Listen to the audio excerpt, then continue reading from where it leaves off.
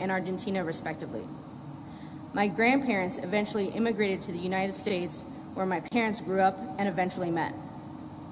I was born in West New York, New Jersey, and moved to North Carolina when I was 11 years old.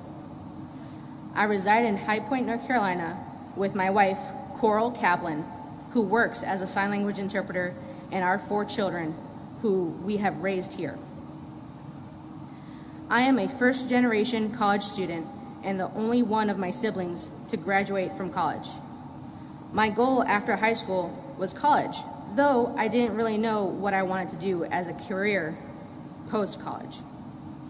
Prior to enrolling in my current course of studies, I attended both Guilford Technical Community College and the University of North Carolina, Greensboro. When I learned of the Computer Integrated Machining program here at Guilford Technical Community College, I came to tour the campus and was instantly drawn to it. I remember watching my grandfather and my dad working on embroidery machines and developing their craft. Eventually, they were able to establish their own business. The machines I saw in the shop here brought a sense of nostalgia and pride in my heritage. I enrolled in the program and I haven't looked back. I have been a student in this program since August of 2019. I have learned so much and benefited from the technology available here to me as a student and from the supportive and knowledgeable instructors in my program. I am truly grateful for the opportunity that I have had as a student here and look forward to graduating in May and starting my career. There are a couple of local factories that I am planning to apply with, and I look forward to getting my foot in the door and further developing my skills in coding and production. Eventually, I hope to save and be able to buy some machines of my own and start my own business with my wife. And now for the main event. It is my honor today to introduce our guests on behalf of Guilford Technical Community College and our greater Triad community.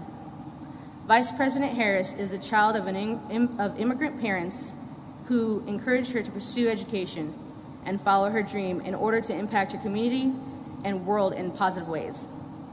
Vice President Harris attended law school and then entered into serving her community as the District Attorney of San Francisco, the Attorney General of California, and a U.S. Senator representing the state of California.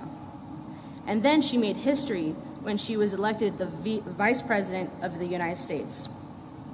During her time in office, Vice President Harris has been working alongside President Biden to accomplish many things, including rolling out vaccines to get millions of Americans vaccinated and defeating the COVID-19 virus, getting stimulus checks delivered to millions of Americans in need, and by supporting women and small businesses and American workers who have been impacted and struggled as a result of the pandemic.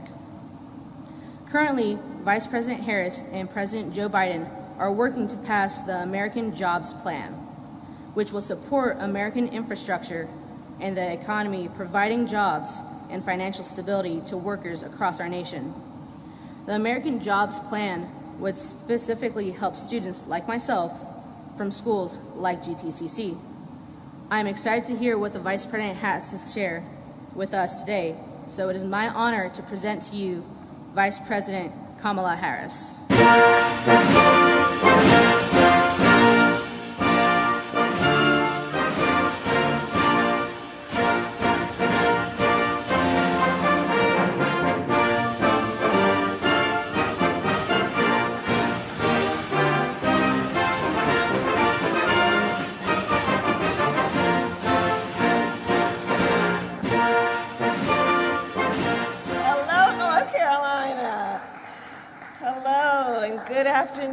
Good afternoon. Please have a seat.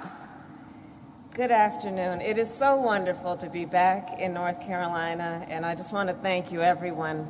Vanessa, your story is extraordinary, and thank you for all you have accomplished. You are truly a role model for so many.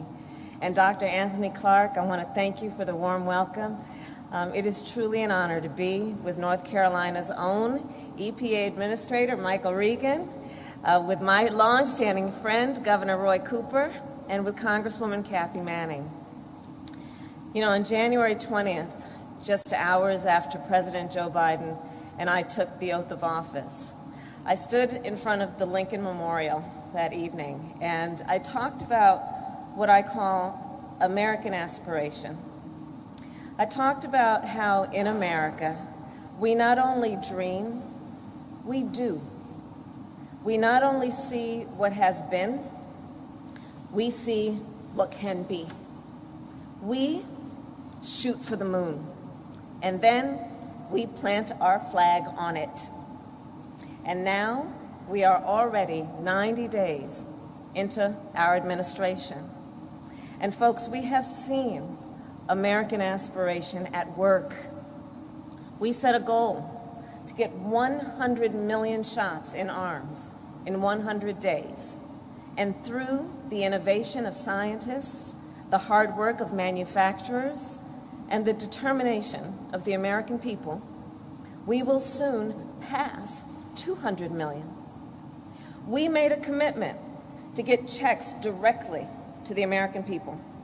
And to date, 159 million have been sent out, and more jobs have been created in the first 2 months of our administration than in the first 2 months of any other White House in history.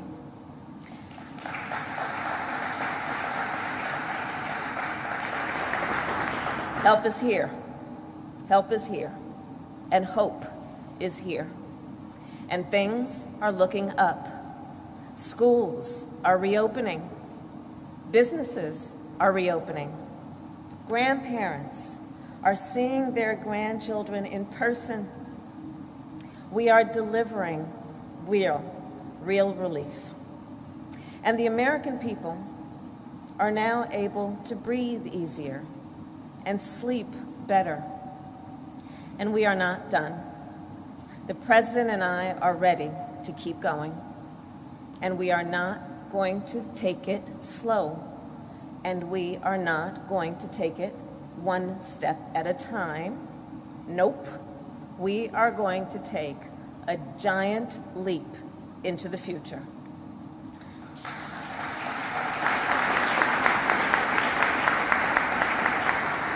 And so that is what the American Jobs Plan is all about. It's a once-in-a-lifetime, once-in-a-generation investment in America's infrastructure, in America's future. It is what the American people deserve.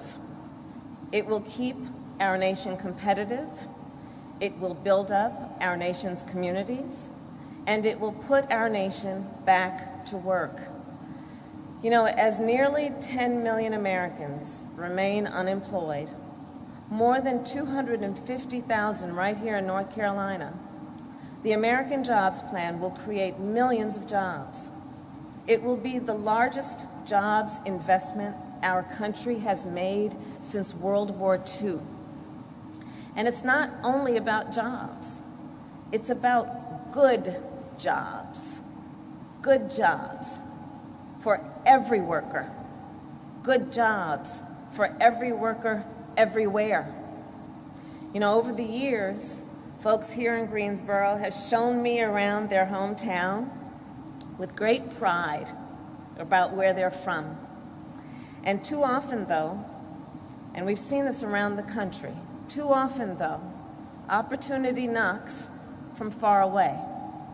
And their children grow up and have to move away. But that should be a choice, not a necessity. And that's why we want to bring opportunity closer to home. Through our American Jobs Plan, a pipe fitter in Chicago could get a good job replacing lead pipes in their own city.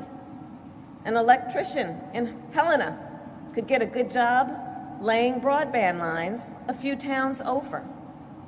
A forklift operator right here in Greensboro could get a good job fixing the road they drive on every day. Now, the phrase good job is one you've probably heard a lot about, But I want to break down what I mean when I talk about a good job. In the 21st century, in America, I believe you should not have to work more than one job to be able to pay your bills and feed your family.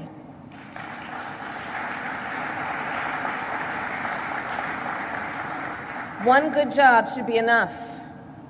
At a good job, you shouldn't have to worry about your safety. You shouldn't have to worry about whether you have the ability to get a good life because you might have to go in debt for a diploma that promises a decent paycheck. It's pretty simple. A good job allows people the freedom to build the life you want, to reach as high as you want, to aspire. That's what a good job does. And good jobs are what the President and I will create with the American Jobs Plan. We will draw on the skills that millions of workers in our country already have. Just look at what's happening here. The skills of pipe fitters and electricians and welders, construction workers and factory workers and transit workers, and care workers too. And if you don't have those skills, or if you want to learn other skills, we intend to help you get them. The truth is, a lot of jobs out there require some education after high school. Let's speak that truth. The truth is that almost every job that will be a good job will require some amount of education after high school. But here's how I think about that. We can't just talk about higher education without thinking about what kind of training Americans need to get hired. Instead of simply framing it as higher education, let's create a variety of opportunities for education after high school. And for some, that's a training program or an apprenticeship to get the certificate they need to get the job they want. For some, that's a technical college, just like this one. And for others, it's a 4-year college degree.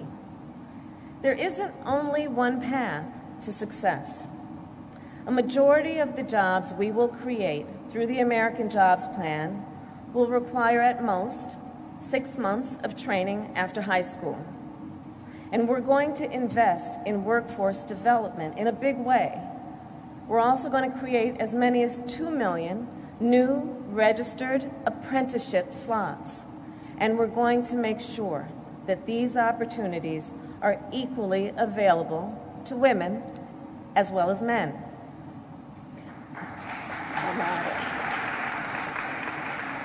Because there's an interesting fact, in case you didn't know, hard hats are actually unisex. Everybody's laughing. So now the best way, I also believe, to get a good job is through a strong union. Union members have better pay, better health care, better retirement, better protections on the job. I believe every worker in America deserves the ability to organize or join a union. And there's another thing about American jobs and the American Jobs Plan. It will not only create good jobs, it will have a big impact on communities. It will have a big impact on people's quality of life at home. Let's talk about, for example, broadband. The world runs online, and yet millions of Americans, many of whom live in rural America, do not have access to broadband, and if they do, it is not affordable. Broadband impacts our economy. It impacts our education system, our healthcare system. And I'm talking about small business owners who don't have the literal bandwidth to grow their businesses, students who can't study at home, who have to drive to the local McDonald's, to the parking lot to get access to their Wi-Fi, seniors who haven't seen their doctor because in the middle of a pandemic, telemedicine is not an option for them. The President and I are determined to make sure that every person in our country can access broadband and afford it. Let's talk about water. There are more than 1 million miles of pipes that deliver drinking water to homes across America. For as many as 10 million American families, many families of color, those pipes are made of lead. So here's what drinking water from a lead pipe can do to the human body. For adults, it can increase your blood pressure and decrease kidney function. For children, it stunts growth and can cause damage to the brain. In fact, the Centers for Disease Control, they're quite clear when they say lead exposure harms our children. That is why we are going to replace every lead service line in our country and invest in our country's water infrastructure.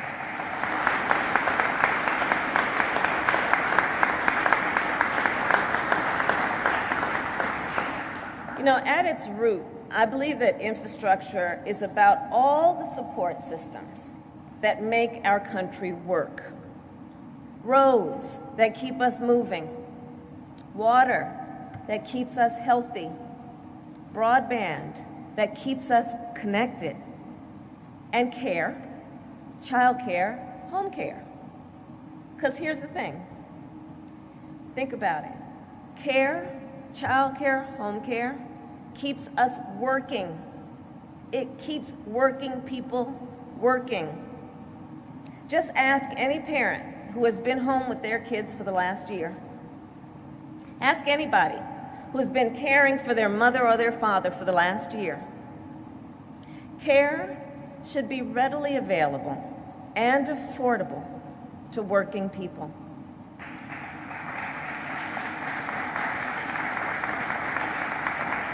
And caregivers should be paid fairly and treated with dignity and respect. And small business owners who run child care and home care businesses must be fully supported.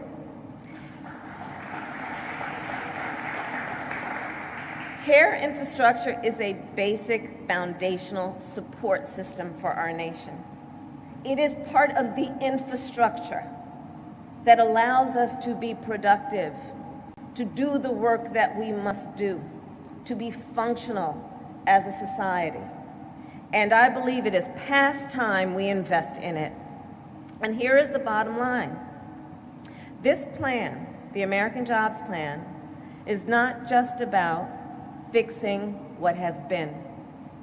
It is about building what can be.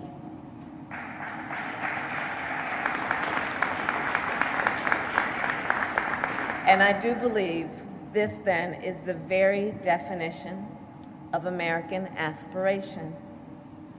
And this is the very definition of America. The capacity of our nation has never been in question. The ingenuity of our nation has been the envy of the world. That was true when we built the Transcontinental Railroad. That was true when we brought electricity to every household in America. That was true when we raced to the moon. And that will be true when the United States Congress passes the American Jobs Plan.